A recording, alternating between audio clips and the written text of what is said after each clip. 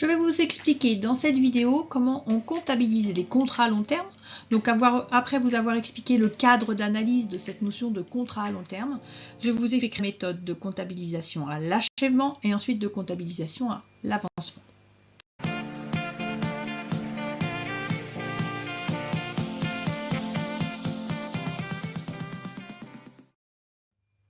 Alors quel est le point de départ, quelle est la problématique derrière cette notion de contrat à long terme ?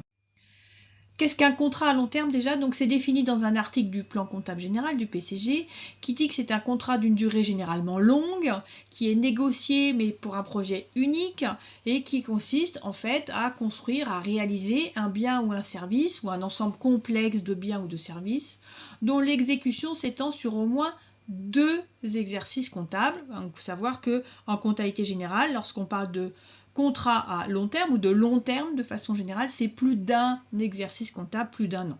Donc en fait, qu'est-ce que c'est qu'un contrat à long terme? C'est le fait qu'on a un contrat, donc on va réaliser quelque chose qui va être un petit peu long. Et donc c'est un petit peu long parce que cette durée du contrat, elle est supérieure à un exercice comptable. Entre le moment où on signe le contrat et le moment où on facture ce contrat, il se passe plus d'un exercice comptable, plus d'un an. Et donc la question c'est, comme c'est sur plusieurs exercices comptables, qu'est-ce qu'on enregistre sur chaque exercice comptable?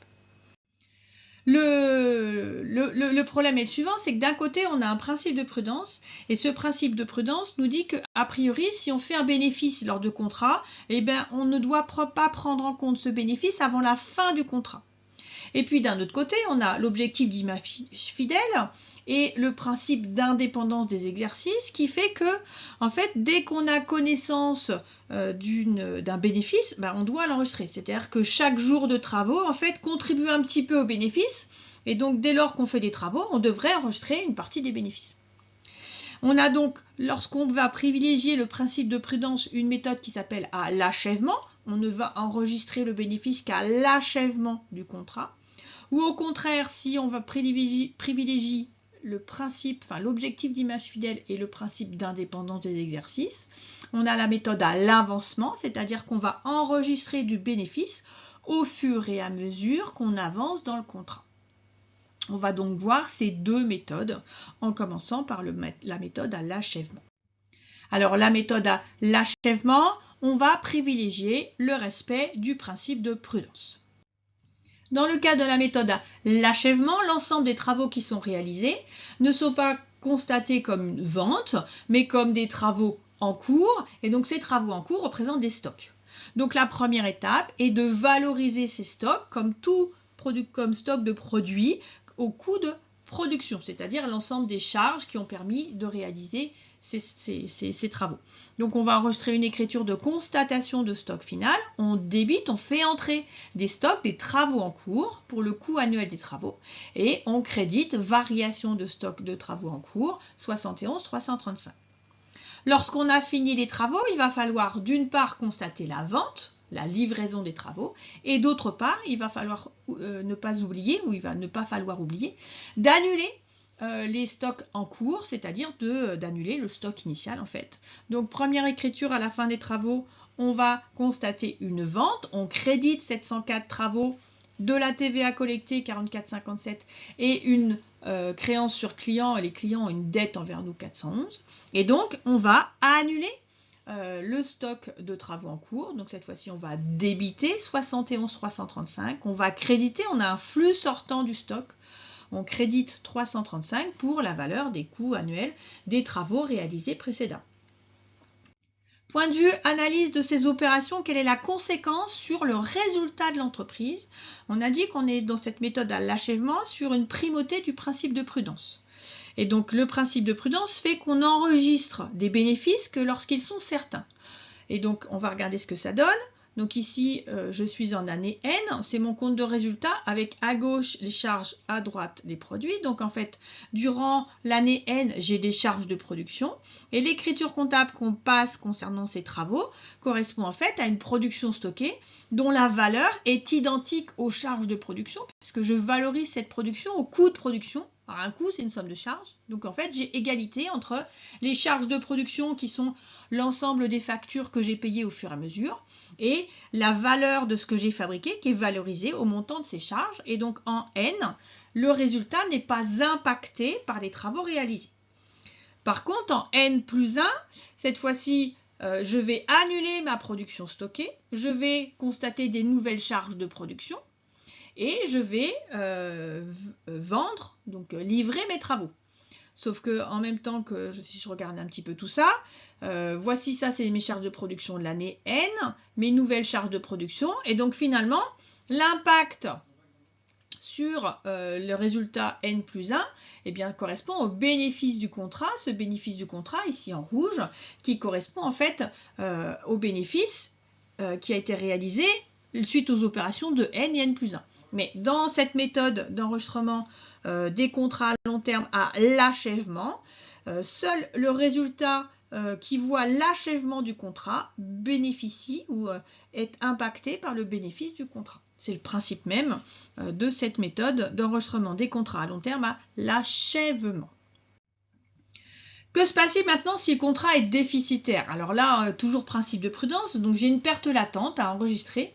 Et cette perte latente, en fait, elle est double. Il y a la perte latente qui correspond à la partie des travaux déjà réalisés. Alors ces travaux étant des stocks, eh bien cette partie latente, on va l'enregistrer sous la forme d'une dépréciation de stock. Et puis il y a la perte latente liée aux travaux qui ne sont pas encore réalisés, qui vont être réalisés plus tard. Et dans ce cas-là, je vais enregistrer cette perte latente sous forme d'une provision pour perte sur contrat. Donc on va avoir deux écritures comptables.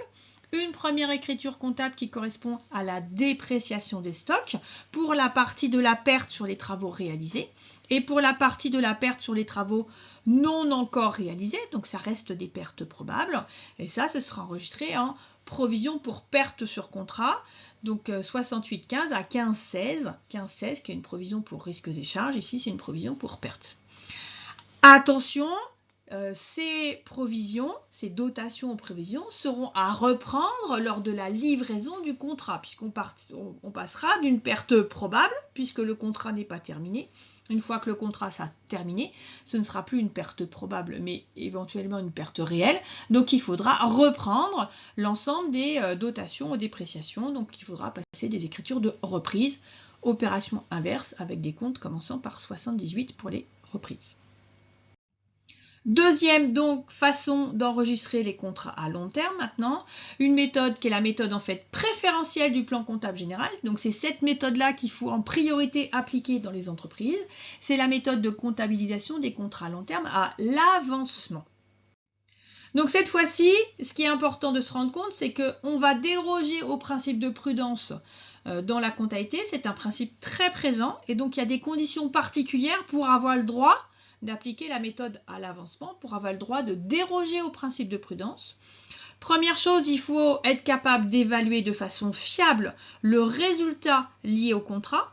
Donc il y a être capable d'évaluer fiablement le bénéfice éventuel lié au contrat dès le début du contrat et aussi être capable de déterminer à la fin de chaque inventaire le pourcentage d'avancement du contrat. C'est un principe où on va enregistrer en fonction de l'avancement. Si on ne peut pas enregistrer d'un inventaire à l'autre l'avancement du contrat, on ne peut pas utiliser cette méthode. Pour déterminer l'avancement du contrat, on a deux méthodes.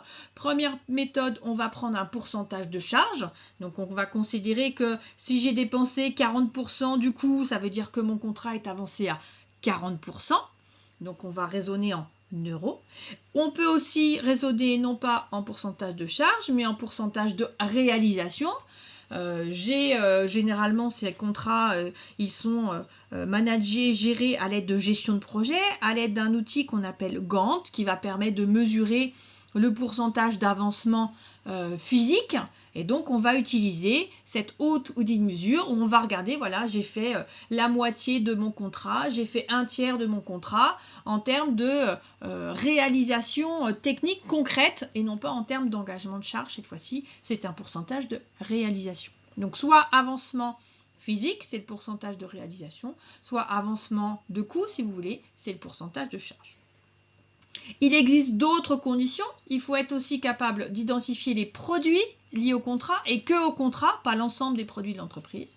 être capable donc d'identifier les charges imputables au contrat. Et en fait, de façon générale, il faut avoir mis en place une comptabilité analytique qui va permettre de calculer le coût du contrat. Et donc là, pour ça, je vous relance vers tout ce qui est playlist comptabilité de gestion, calcul de coûts, où vous verrez des méthodes pour être capable de calculer le coût d'un produit ou le coût d'un contrat. Concrètement, dans la méthode à l'avancement, on va enregistrer les travaux réalisés et cette fois-ci, on va les valoriser au prix de vente. Donc premièrement, on va avoir l'enregistrement de ces travaux et ces travaux, en fait, comme ils ne sont pas encore facturés, eh bien on va les enregistrer, on va les traiter comme les factures à établir. Donc à l'inventaire N, par exemple, on va enregistrer un produit, 704 travaux. Alors, c'est pas facturé encore, donc c'est pas de la TVA collectée, ça reste de la TVA régularisée. Et on va enregistrer cette fois-ci une créance en nature, 4181, client facture à établir. Et donc, c'est pour le montant du pourcentage de travaux réalisés. Cette valeur donc des travaux, c'est en fait une estimation du prix de vente total et qu'on fait une proportionnalité par rapport au pourcentage d'avancement avec toujours le même principe. On a le choix sur ce pourcentage d'avancement qu'on appelle aussi degré d'avancement, soit de prendre un degré d'avancement physique. Concrètement, sur mon terrain ou dans mon usine ou sur mon terrain, si je monte une maison, un immeuble, j'en suis à combien d'avancement de réalisation des travaux, ou une proportion du montant du coût engagé par rapport au coût total. L'année suivante, il faut faire attention, c'est que lorsqu'on a passé une écriture de facture à établir, il faut penser à passer une écriture de contrepassation de cette facture à établir. Donc on débite 704, 44,58 et on crédite 41,81. Et puis à la livraison, à la vente du contrat, donc soit en N+1, soit après, ça dépend, on va enregistrer la vente, donc 704 travaux. Cette fois-ci, j'ai une facture, donc j'ai de la TVA collectée, 44,57 TVA collectée, et j'ai une créance sur mes clients pour le montant TTC. Point de vue conséquence sur le résultat, cette fois-ci, le principe est d'enregistrer un bénéfice au fur et à mesure que le contrat avance. Et donc, qu'est-ce qu'on a fait ici? En N, on avait des charges, et en N, on a enregistré une facture à établir pour un montant des travaux majoré d'une partie des bénéfices, qui est cette partie-là. Donc, en N, on a un résultat qui est impacté par la proportion du bénéfice à hauteur de l'avancement.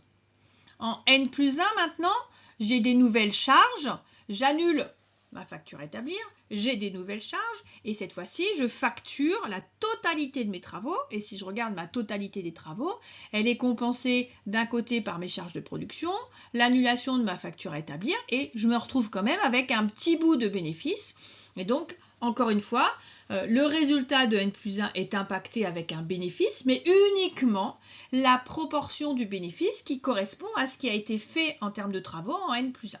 Donc le principe d'enregistrement des contrats à long terme à l'avancement consiste à enregistrer un petit peu de bénéfice à chaque exercice comptable au fur et à mesure de l'avancement du contrat. On n'attend pas la fin et c'est là où on déroge un peu au principe de prudence parce qu'on enregistre un bénéfice alors même qu'on n'a pas totalement vendu et obtenu ce bénéfice. Que se passe-t-il maintenant lorsque le contrat est déficitaire? Eh bien, comme dans l'autre cas de figure, il va falloir prendre en compte cette perte probable, mais on prend en compte la perte probable proportionnellement à l'avancement. Et proportionnellement à l'avancement, on enregistre la perte probable sur le projet, sur le contrat à long terme qui n'est pas encore réalisé. Donc uniquement la perte future. Et donc cette fois-ci, on va passer une écriture uniquement de provision pour risque, donc 68,15 à 15,18, donc dotation provision pour risque à provision pour risque. Pour perte sur contrat, comme on a vu tout à l'heure, mais on va enregistrer cette provision pour perte sur une perte à venir, donc sur le contrat à long terme qui n'est pas encore réalisé. Et comme on a vu précédemment, il faudra penser à la fin du contrat, il faudra penser à reprendre cette provision, donc passer une écriture de reprise sur provision pour risque. Voilà, on a vu tous les deux cas de figure. Maintenant, l'idée, c'est de mettre en pratique. Et donc, je vous propose un exercice de synthèse. Et si vous restez bien jusqu'à la fin, évidemment, vous aurez l'ensemble du corrigé. Alors, à vos stylos, à vos papiers, et bon courage à vous. Donc, voici l'énoncé. Je ne vais pas en faire une lecture, je vous laisse le lire, vous faites pause, vous notez, vous faites capture d'écran comme vous voulez. On va dans cet exercice avoir un contrat qui est tout court sur 3 exercices comptables et on va essayer de traiter ce contrat à long terme sur les 3 exercices par la méthode à l'achèvement dans un premier temps et par la méthode à l'avancement dans un second temps. Commençons donc par la comptabilisation de ce contrat à l'achèvement. Donc première chose, on vous dit au 20 décembre N, on a une première tranche qui est livrée au client et qui est facturée. Donc au 20 décembre, on enregistre une livraison, une facture classique. Donc je crédite 704 pour 100 000, la TVA qui devient collectée et une créance client de 120 000, le montant TTC. Lorsqu'on est à l'inventaire N, on a des travaux qui valent 110 000 €, soit en fait 10 000 € de plus que la facturation. Donc il va falloir enregistrer cette différence en travaux en cours, en stock. Donc on passe une écriture où on constate un stock final. Je débite 335 pour travaux en cours. Je crédite variation de stock 71 335, tout ça pour 10 000 € qui correspond donc à la production stockée de l'exercice. J'avais déjà 100 000 de travaux. J'enregistre 10 000 € de stock de travaux en cours. On continue et cette fois-ci on change d'exercice. Quand on est en N+1, on a une livraison, cette fois-ci de la tranche 2 au 1er décembre. Donc encore une fois, j'ai une facture classique avec de la TVA collectée et une créance envers les clients. Donc ici, j'ai des travaux pour 355 000. Il me faut d'un côté annuler le stock initial, les travaux en cours de 10 000 et constater des travaux pour N+1. Donc en N+1, j'ai des travaux qui sont réalisés pour 410 000. J'ai déjà facturé 355 000, donc j'ai des travaux en cours de 55 000. Donc on peut soit annuler les 10 000 et constater les 55 000. On peut directement en fait constater par une écriture des travaux en cours supplémentaires de 45 000. Ce que je vous propose de faire ici est donc de passer une simple écriture de constatation de stock final. C'est en fait une augmentation puisqu'on part de la même chose, de stock final, de travaux en cours pour 45 000. Je débite 335, je crédite 71 335 pour 45 000. À l'exercice, ce même exercice, je me rends compte par contre que suite à une évolution des conditions de travail, ce contrat devient déficitaire, donc il faut que je prenne en compte ce risque de perte probable. Le degré d'avancement physique est de 65%, donc en fait il y a 65% de la perte qui est assimilée à une dépréciation de stock, donc à ce qui a déjà été réalisé, et le solde correspond à une provision pour risque de perte. Donc première écriture, je constate une dépréciation de la valeur des stocks pour 65% des 10 000, la perte probable, donc 6 500.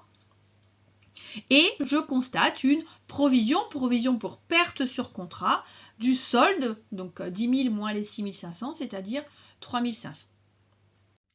En N+2, j'ai cette fois-ci la fin de mon contrat, donc le 2 mars N+2, la dernière tranche est livrée et facturée pour 410 000 de travaux, de la TVA collectée et une créance sur le client pour 492 000.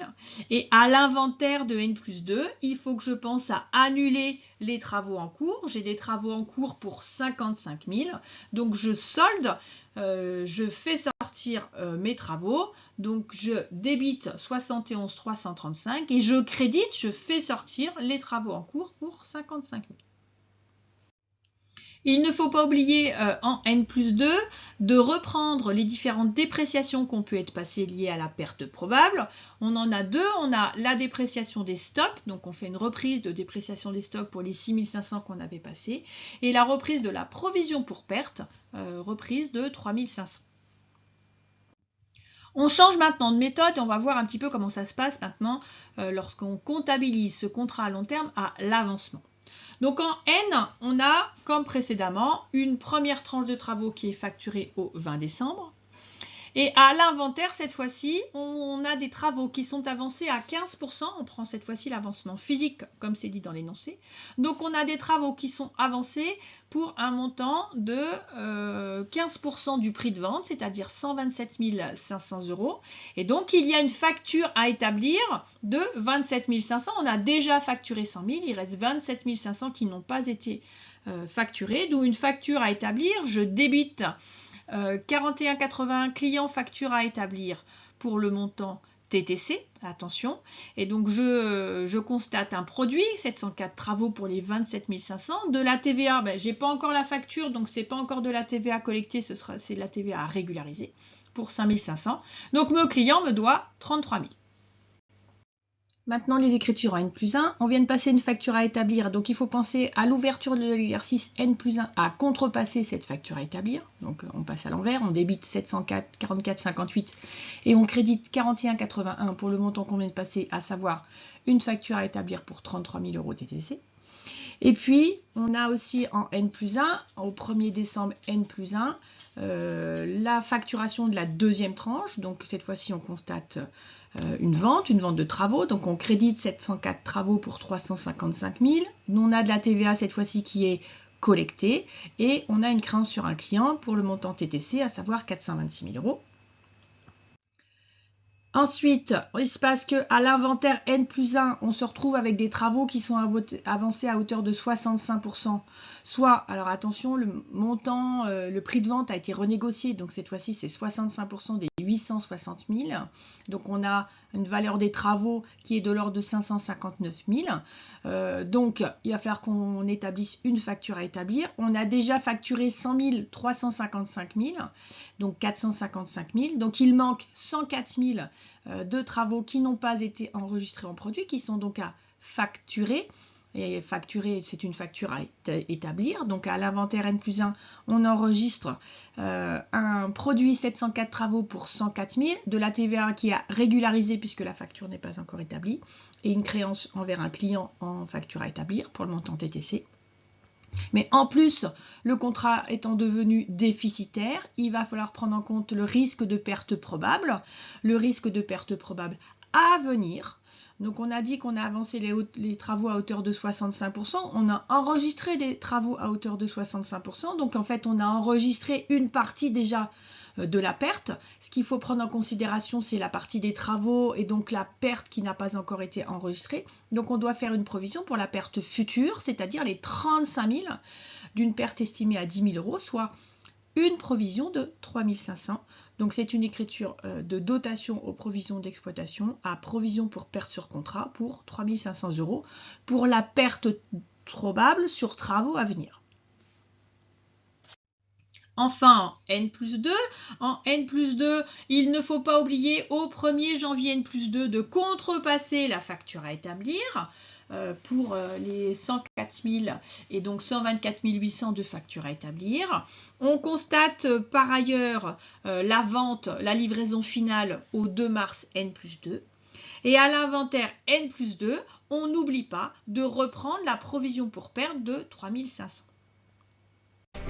Grâce à ce riche exercice de synthèse, j'espère que vous êtes capable maintenant de traiter l'avancement et l'achèvement pour les contrats à long terme. Si vous avez aimé la vidéo, n'hésitez pas à laisser un petit pouce, des commentaires si vous avez des questions. Quant à moi, je vous propose de nouvelles vidéos à venir. Alors si vous voulez suivre les différentes vidéos, n'hésitez pas à vous abonner.